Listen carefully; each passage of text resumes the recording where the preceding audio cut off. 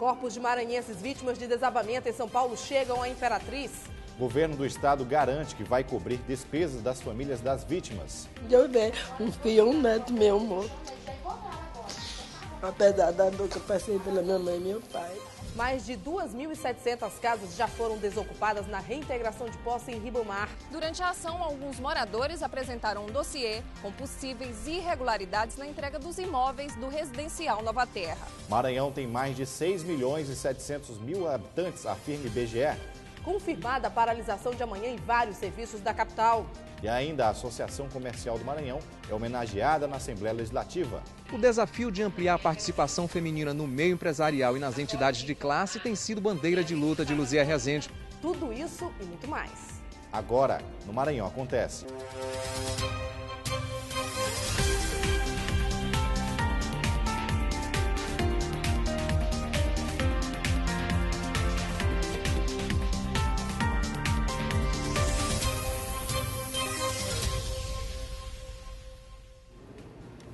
Olá, boa noite para você de casa. Muito boa noite. A edição de hoje fala sobre o drama que passam familiares da tragédia que aconteceu em São Paulo. Os corpos dos maranhenses que morreram no desabamento chegaram na tarde de hoje em Imperatriz. Dos 8 corpos que chegaram, 2 eram da cidade e outros vão seguir de carro até os municípios do Maranhão. Os caixões vieram em voo fretado pela empresa de São Paulo e no aeroporto de Imperatriz vários familiares acompanharam a saída dos caixões. Sem dúvida, um sofrimento enorme para quem estava com poucas notícias sobre as vítimas.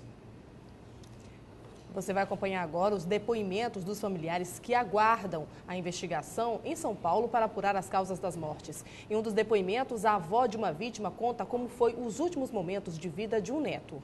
Hoje pela manhã, um avião de carga saiu de São Paulo, em Jundiaí, com destino à Imperatriz, com os 8 primeiros corpos retirados dos escombros do edifício que desabou. Ao todo, 36 pessoas estavam na construção e 26 foram resgatadas com vida. Segundo os bombeiros, as buscas vão continuar até que seja encontrada a última vítima, que seria um ajudante de pedreiro, Antônio Teixeira Silva. Familiares aqui no Maranhão aguardam ansiosos. Só vou ficar mais tranquila quando eu ver ele, aí sim, entendeu? Aí eu vou ficar bastante tranquila, mas até então não. A Imperatriz, Dona Maria Amélia, ainda lamenta a morte do neto Felipe dos Santos Pereira e tenta suportar a dor enquanto aguarda a chegada do corpo da vítima e de um outro neto que sobreviveu ao acidente. Ele só tinha saído primeiro que ele estava muito aflito e aí ele estava se comunicando lá embaixo dos escombros pelo rádio, lá em cima. Aí se vem tirar meu sobrinho aqui, que ele está morrendo, eu aguento mais. Aí eles desceram lá e tiraram. E o Felipe estava ao lado dele, mas aí o concreto tampou, que ele disse que olhava assim para ele estava morto. Familiares e amigos do marceneiro Raimundo Barbosa de Souza contam que o marceneiro já trabalhava há 10 anos em São Paulo. O Raimundo é uma pessoa maravilhosa. Você veja só, o apelido dele é conhecido como Sorriso. Porque só em falar em sorriso você sabe que a pessoa que anda sorrindo, ele não é uma pessoa mau. Todos nós gostamos, todos nós abraçamos e inclusive está vindo toda a família por causa dele. Sobre os direitos das vítimas, o advogado da empresa Salvata Engenharia garantiu que todos os funcionários estavam devidamente registrados e tinham seguro de vida pago pela empresa. Então, fica assegurada todas as garantias dos trabalhadores vítimas neste desabamento. Em São Paulo, as investigações vão continuar até que seja descoberta a causa da tragédia. E hoje o governo do estado emitiu uma nota de pesar pelos maranhenses que morreram no desabamento. A governadora Rosena Sarney se solidarizou com familiares e amigos dos operários de Imperatriz, Caxias, Grajaú e Barra do Corda. A administração estadual deve garantir às famílias um auxílio funeral e arcar com as despesas de urna funerária, velório e sepultamento. O sonho de todo ser humano é ter condição de trabalho e poder dar uma vida digna, com conforto aos familiares. Por isso, muitos maranhenses são alvo fácil para os agenciadores deste tipo de mão de obra. É preciso ficar atento para não cair em contratações suspeitas. A Procuradoria Regional do Ministério do Trabalho do Maranhão investiga 33 ações de suspeitas de aliciamento de mão de obra de maranhenses para trabalharem no corte da cana no Centro-Oeste e na construção civil no Sudeste do país. Os aliciadores, conhecidos popularmente como gatos, reúnem trabalhadores, principalmente no interior do estado, com falsas promessas de serviços e sem as garantias das exigências estabelecidas na legislação trabalhista. Com relação à falta do cumprimento das normas, né? É o contrato de trabalho que não é celebrado aqui na origem, é a questão do transporte irregular, por veículo irregular, não identificado, a ausência da certidão liberatória, que tem que ser expedida pelo Ministério do Trabalho. Pedreiros, pintores e carpinteiros são os profissionais mais procurados pelos aliciadores que recrutam mão de obra no Maranhão. Mais de 30 mil pessoas trabalham na construção civil em São Luís. Os baixos salários, que variam de R$ 717 a R$ 1.141, estimulam os trabalhadores maranhenses a procurarem melhores salários em outras regiões do país. O Sindicato dos Trabalhadores da Construção Civil de São Luís não tem números oficiais de quantos profissionais do setor saíram do estado para outras regiões, mas reconhece que as propostas tentadoras levam os trabalhadores a cometerem erros quando saem do Maranhão para aventurar melhores salários em outros estados. Pessoas, como você está acabando de frisar, que são chamadas de gatos, vêm de outros estados aqui para o Maranhão, oferecendo mil maravilhas às vezes para o trabalhador, dizendo que emprego melhor, salário melhor, e com isso consegue iludir o trabalhador, às vezes deixa uma merrecazinha em carro para a família do trabalhador e leva esse trabalhador para fora. Quando chega lá, a coisa é o contrário, ele fica lá empenhado, sem poder mais voltar para a família. A orientação do Ministério Público do Trabalho é que as pessoas que forem recrutadas exijam a assinatura do contrato de trabalho antes da viagem para outra região. É preciso ter cuidado com as falsas promessas. O trabalhador, para sair daqui, ele tem que ter o contrato já celebrado aqui na origem, certo? Com a identificação do seu empregador, do salário que ele vai receber. Na cidade de Afonso Cunha, interior do Maranhão, um grupo de assaltantes resolveu aterrorizar os moradores da cidade. Em uma ação que durou meia hora, os bandidos assaltaram uma agência bancária, uma casa lotérica e uma unidade dos Correios. O bando utilizou explosivos e estava em 2 carros. Até a delegacia e a viatura da cidade foram alvos de tiros. Após a ação, o bando deixou a cidade e nenhum dos assaltantes foi localizado até agora. Depois de 3 dias da Operação Zodíaco da Polícia Federal, que realiza a reintegração de posse de aproximadamente 2.700 casas invadidas em São José de Ribamar, a PF divulgou um balanço dessa operação. Desde março, as casas foram ocupadas, todos foram notificados pela Justiça e durante 3 dias a polícia contou com o apoio de policiais militares e equipes especiais de segurança aí do estado. Esta foi a maior ocupação a nível nacional já registrada. A segunda etapa da Operação Zodíaco durou 3 dias e envolveu cerca de 400 pessoas, entre policiais federais, militares, oficiais de justiça e representantes da Caixa Econômica, na reintegração de posse de mais de 3.000 casas do residencial Nova Terra. Apesar do conflito inicial entre ocupantes e a polícia e de alguns imóveis destruídos, o superintendente da Polícia Federal no Maranhão considerou a operação um sucesso. Era uma operação de apoio a uma ação da Justiça Federal na área civil e, portanto, você não está lidando com bandidos, está lidando com pessoas que têm problemas sociais em conseguir uma moradia.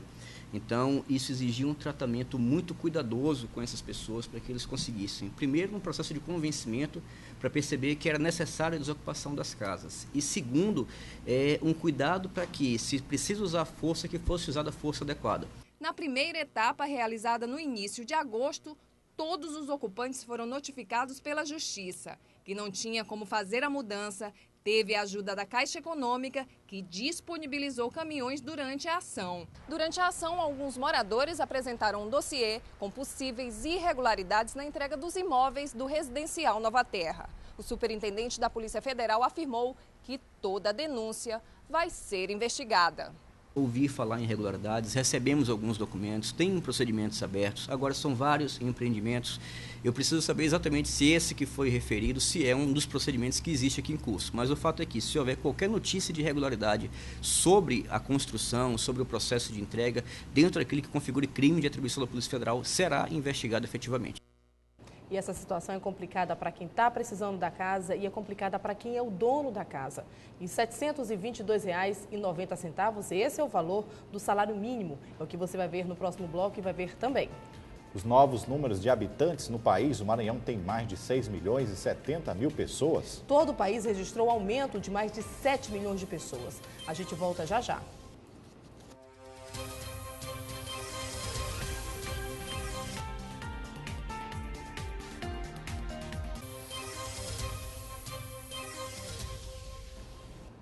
De volta e agora o assunto é política.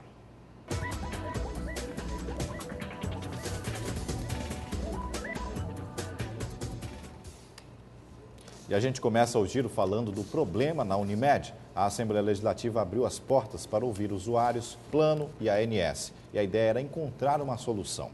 O problema é que mesmo com a presença da ANS, com a determinação da portabilidade extraordinária e com toda a assistência de órgãos de defesa do consumidor, tem muita gente aí que afirma que não existe plano compatível com a Unimed. A Assembleia tenta resolver esse impasse e até uma CPI já foi cogitada, mas a ANS não compareceu à audiência. A crise financeira da Unimed, que atinge atualmente cerca de 35 mil usuários do plano e também do plano de saúde multiclínicas, foi o motivo de uma audiência pública na Assembleia Legislativa do Estado. Na ocasião, a representante da Unimed explicou que, apesar de ainda não haver uma data determinada para a regularização do atendimento, o plano continua prestando serviço na capital. Usuários do plano de saúde que estavam presentes fizeram inúmeras reclamações e questionaram a informação da Unimed. Como é que a senhora se sente enquanto usuária do plano?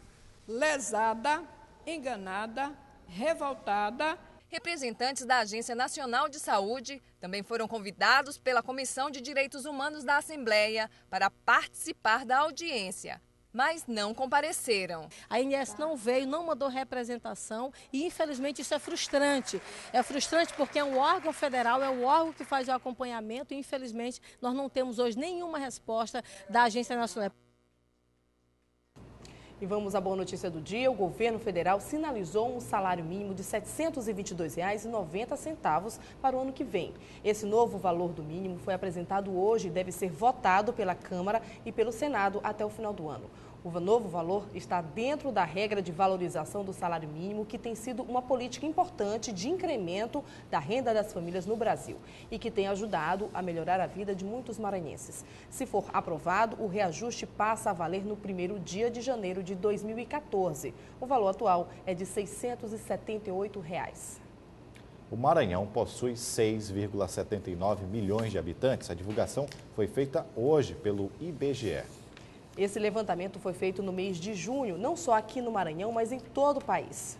Segundo o Instituto, em todo o país são 201.032.714 habitantes. Ainda de acordo com o levantamento, há 7.085.828 pessoas a mais do que o registrado em julho de 2012. São Paulo é o estado mais populoso, com 43,6 milhões de pessoas. Já Roraima é o menos populoso, com 488 mil habitantes. E a noite de ontem foi de reunião no Partido Popular Socialista. Novamente, as discussões estão em vista às eleições de 2014. A sustentabilidade era tema da palestra.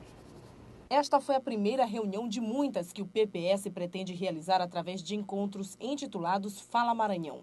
A presidente do partido no Maranhão, deputada Elisiane Gama, afirma que dessas reuniões sairão as propostas que vão compor o plano de governo que será apresentado pelo partido em 2014. Olha, na verdade, esse é o primeiro encontro de vários que nós estaremos fazendo para discutir problemas do Maranhão, não é? Nós estamos convidando pessoas que têm conhecimento aprofundado, técnico, da universidade. Neste primeiro fórum de debates realizado pelo partido, o tema discutido foi desenvolvimento e sustentabilidade. O início dos trabalhos aconteceu com a palestra do mestre em Engenharia Ambiental e doutor em Ciências Ambientais, Márcio Vaz. O palestrante foi enfático em afirmar que para crescer de forma sustentável e garantir um crescimento sustentável, é necessário que haja um consenso, uma união entre todas as esferas de poder. Consenso é termos metas comuns. Então, se há um dissenso, se há um ruído, se há uma oposição e fica se discutindo durante anos quais seriam os nossos problemas, então se nós não somos capazes nem de identificar quais são os nossos problemas, muito menos resolvê-los. Se este consenso não existe nem quando o assunto é definir as prioridades para um desenvolvimento sustentável do nosso Estado, dificilmente existirá quando o tema for união dos partidos de oposição para as eleições de 2014. Não, na verdade, assim, o que nós temos hoje é a busca de partidos, né? O PPS é um partido independente. Claro que, eventualmente, vem uma notícia ou outra na tentativa de embaraçar até a opinião pública.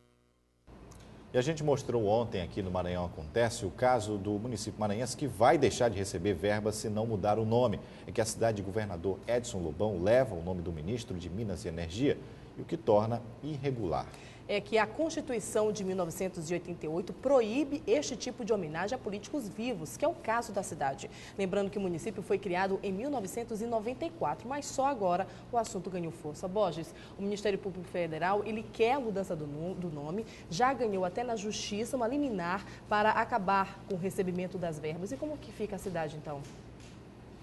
Pois é, uma situação complicada para o município de Governador Edson Lobão, né?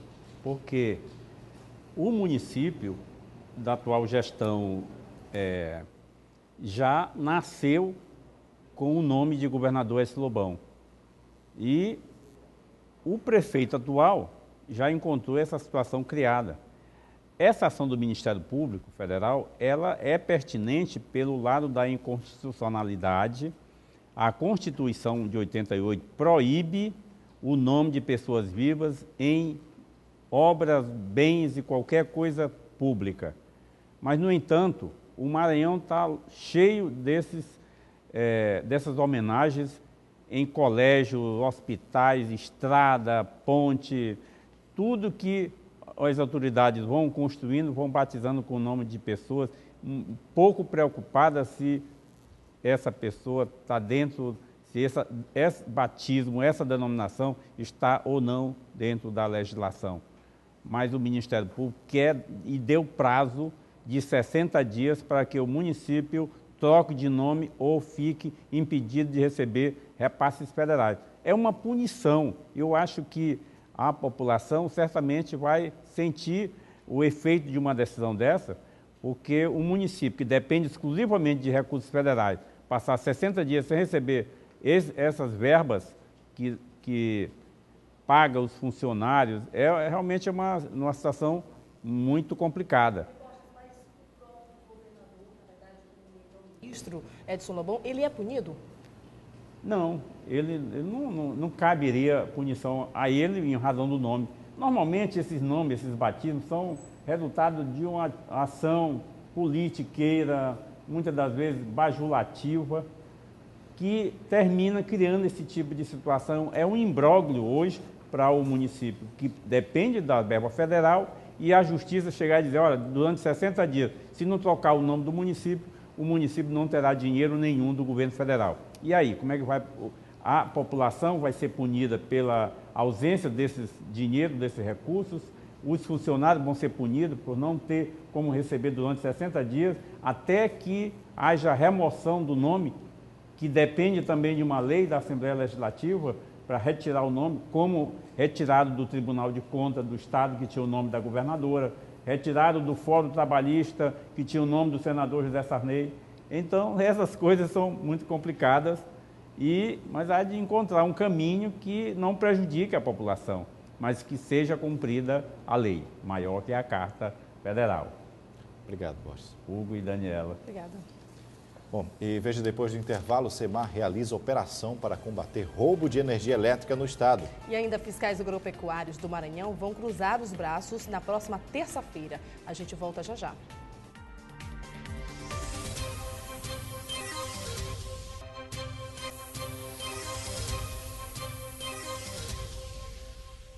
A nova lei dos portos é o tema do 13º encontro com empresários, que acontece amanhã na sede da FIEMA, na Coama. O impacto da nova lei dos portos para o comércio exterior maranhense também será debatido. Para falar sobre o assunto, estamos aqui com o engenheiro naval Nelson Luiz Carlini. Boa noite, seja bem-vindo ao Maranhão e aqui ao Maranhão Acontece. Boa noite, muito grato pelo convite. Agora, a lei dos portos, que reflexo vai ter de impacto aqui no Maranhão? A lei dos portos, ela veio abrir o mercado da operação portuária a novos investimentos. Então, o que nós vamos notar no primeiro momento é a entrada de novos recursos e ampliação de capacidade, significando mais emprego, competição entre esses terminais e significando principalmente melhoria do sistema todo. Você não ter fila de caminhão na estrada, você ter gente trabalhando o tempo todo, você não ter navio esperando lá fora, tudo isso é custo. É custo que a gente não se aproveita em nada. A gente está deixando esse dinheiro sair pelo ralo. E o que vai acontecer com a melhoria da capacidade e melhoria dos sistemas é transformar isso num sistema mais eficiente, é o que a economia brasileira precisa. O trabalho seria mais na logística e como é que fica, então, essa preparação para que isso aconteça? O senhor pode explicar um pouco mais em relação a isso? Não, o porto é um dos elos da logística. Né? Ele é o local de transferência das cargas para dentro do Brasil e para fora do Brasil. Ele sendo eficiente, ele dá mais velocidade às cargas que chegam do interior e saem, ou também a distribuição das cargas, e também aos navios que demandam o Brasil. Com esta velocidade maior, todos os sistemas têm que melhorar. Então, a repercussão se irradia na economia toda, na procura de pessoal mais qualificado, de pessoal mais bem treinado, de equipamentos melhores, de manutenção melhor e de redução de custos, porque a competição entre os terminais levará à redução dos custos logísticos. E isso tem uma repercussão imediata no seu bolso. A curto prazo? A curto prazo, quanto é o prazo que se tem para aprovar os projetos. Hoje em dia você tem a legislação ambiental, você tem a legislação específica, portuária, que requer tempo. Um projeto do zero demora 5 anos para ser feito. Mas muitas coisas que já estão instaladas podem ser melhoradas a curto prazo, questão de meses. Doutor Nelson, com relação a esse trabalho, essa implantação da lei dos portos, as rodovias também são pontos que ajudam nessa escoação. A bandeira falou ainda há pouco na logística desse trabalho. Os engarrafamentos dos caminhões. E aqui no Maranhão a gente percebe muito acontecer esse tipo de serviço, esse tipo de problema. Como facilitar? A lei dos portos, então, vai contemplar também as rodovias? A lei dos portos, ela está visando a entrada de recursos nos terminais portuários, marítimos e do interior. Facilita a melhoria nas hidrovias, em termos de atração de capitais para novos modais de transporte, mas existe uma legislação, existe toda uma procura do governo em também fazer uma melhoria no sistema ferroviário. São novas licitações de ferrovias, o governo acaba de alterar toda a estrutura da viabilização desses novos empreendimentos e para as rodovias também estão sendo feitos, além de investimentos diretos do governo federal, existem novas licitações para entrada de capital privado para estabelecer novas rodovias. Tudo isso é o Plano Nacional de Logística Integrado do Brasil, algo que foi atacado nos anos 30, depois nos anos 50, 60, nos governos da ditadura militar, né? Do governo militar também foi atacado, depois tivemos um interregno de uns 20 anos. Por quê? Porque o Brasil entrou em dificuldades econômicas imensas. Não tem como não falar da lei dos portos e destacar aí a briga dos empregados em relação a essas mudanças. A lei lá também pensa no empregado, no trabalhador, ou ela está voltada apenas para o empresário, para a indústria? Não. A regulamentação, veja, a briga que existe, a manutenção do emprego, tudo isso que se discute, na verdade, o que os empresários querem e o que as empresas privadas querem é estabelecer vínculo empregatício direto, que o regime de trabalho avulso fosse desaparecendo. É esta a discussão política nesse setor. Mas não é o desemprego das pessoas, é a mudança da forma da contratação. E, no meu entender, com o investimento, isso se resolve por si. Você ganha mais espaço, tem mais empregos e desaparece esse problema naturalmente. Ok, nós queremos agradecer a participação do engenheiro naval Nelson Luiz Carlini e reforçar que essa discussão sobre a nova lei dos portos acontece amanhã na sede da FIEMA, logo pela manhã, que fica lá em Ancama. Muito obrigado pelo nome. Boa noite a vocês. Fiscais agropecuários do Maranhão vão paralisar suas atividades a partir da próxima terça-feira. Hoje eles fizeram a distribuição de arroz como forma de protesto contra a nomeação de gestores para o setor e ainda denunciam irregularidades no último concurso. Para chamar a atenção da sociedade aos problemas que passa o Ministério da Agricultura, Pecuária e Abastecimento, fiscais agropecuários realizaram uma manifestação na manhã desta quinta-feira e distribuíram cerca de 500 quilos de arroz. Moradores do bairro do Diamante, próximo à sede da Superintendência Federal da Agricultura no Maranhão, fizeram fila para receber o alimento. Os fiscais estão realizando atos de advertência e, a partir da próxima terça-feira, entram em greve. Segundo o delegado do Maranhão do Sindicato Nacional dos Fiscais Federais Agropecuários, motivo é o que não falta. Simboliza um protesto dos fiscais federais agropecuários contra a ingerência política que hoje está atuando dentro do Ministério da Agricultura. Ou seja, a nomeação de pessoas estranhas ao quadro do Ministério da Agricultura para atuar como no serviço de fiscalização. Este fiscal diz ainda que a falta de estrutura no prédio da superintendência atrapalha a boa realização das atividades. A estrutura hoje está deficitária. Nós estamos sem recursos para viajar, nós estamos sem recursos para fazer a fiscalização, sem recursos para andar, para gasolina dos carros do Ministério. O nosso prédio está sucateado. Nós estamos com goteiras aqui no prédio. Quando chove, molha os equipamentos, computadores. E isso é falta de recurso. O recurso foi todo contingenciado para outros fins que ninguém sabe quais. A distribuição do arroz é uma referência ao tempo em que o Maranhão era um dos principais produtores do alimento no país. A tentativa de sensibilizar a população sobre a causa agradou em cheio a quem levou para casa uns quilinhos de arroz. Um quilo desse aqui dado, não tem coisa melhor. Coisa que vem dado por Jesus é muito bom. É ruim quando é roubado, que aí é perigoso, mas dando assim, uma maravilha. A operação realizada pela SEMAR tenta identificar os casos de furto de energia no estado. Só este ano já são mais de 38 mil casos de fraudes, um prejuízo de mais de 40 milhões de reais para a companhia. No centro de São Luís, é muito comum flagrar pessoas furtando energia elétrica. Nos locais onde o crime acontece com maior frequência são nas praças, onde são instaladas as barracas de vendedores ambulantes.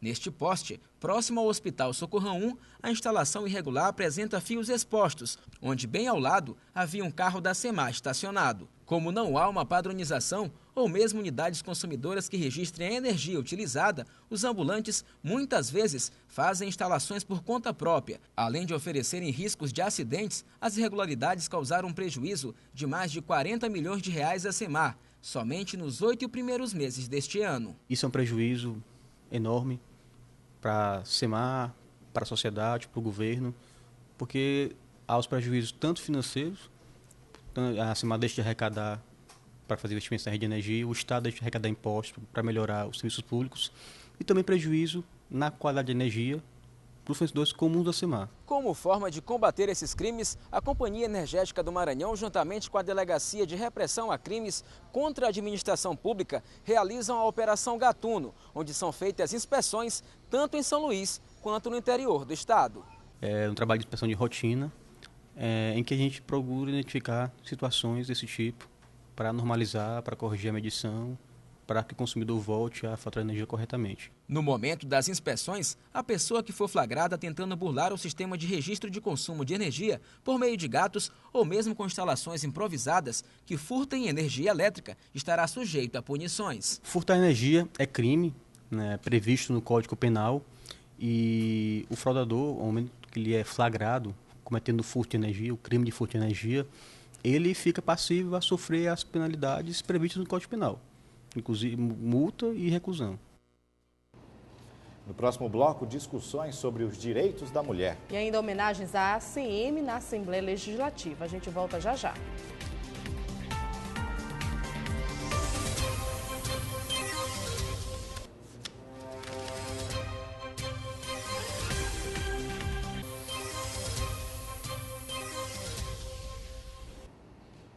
De volta agora falando dos direitos da mulher. Na Defensoria Pública foi realizado um evento para falar de políticas públicas, com a participação da Rede da Mulher.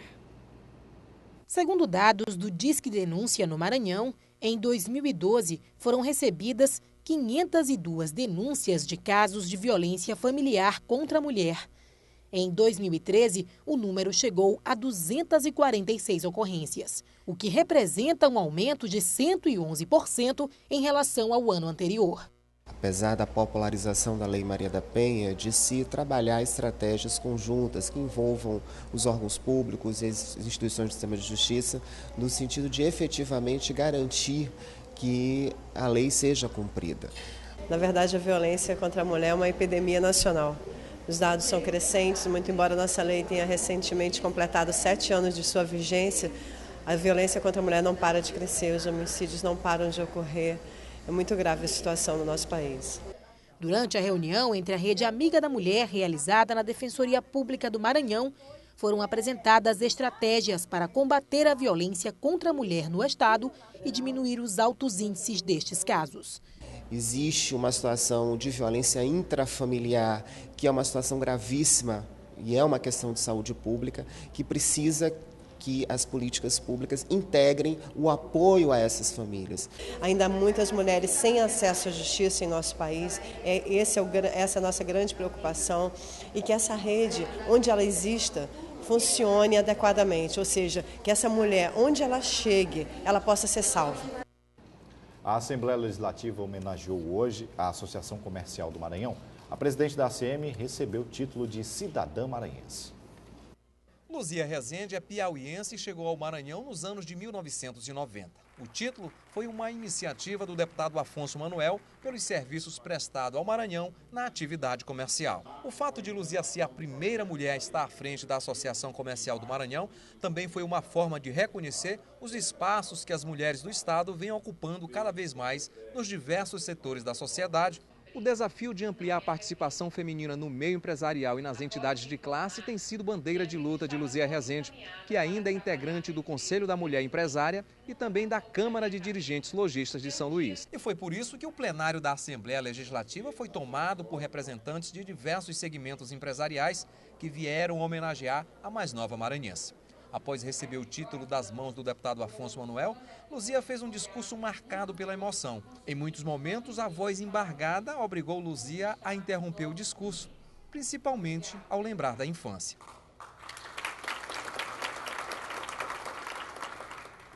Refeita da emoção, ela disse que a homenagem representa muito em sua vida. É uma honra muito grande para mim. Está sendo reconhecido, né, esse trabalho que a gente vem desenvolvendo nas entidades de classe, em especial a Associação Comercial, e muita emoção, né, porque o amor é muito grande pelo Maranhão e hoje a gente está aqui, né, na Assembleia, esse título que foi nos dado pelos deputados, em especial o deputado Afonso Manuel, é uma alegria muito grande e eu só tenho a agradecer. Nossa edição de hoje fica por aqui. Reveja as matérias em nosso site tvguará.com e a gente se reencontra mais tarde, às 11h30 da noite, no Dia News. E amanhã tem mais TV Guará diferente por natureza.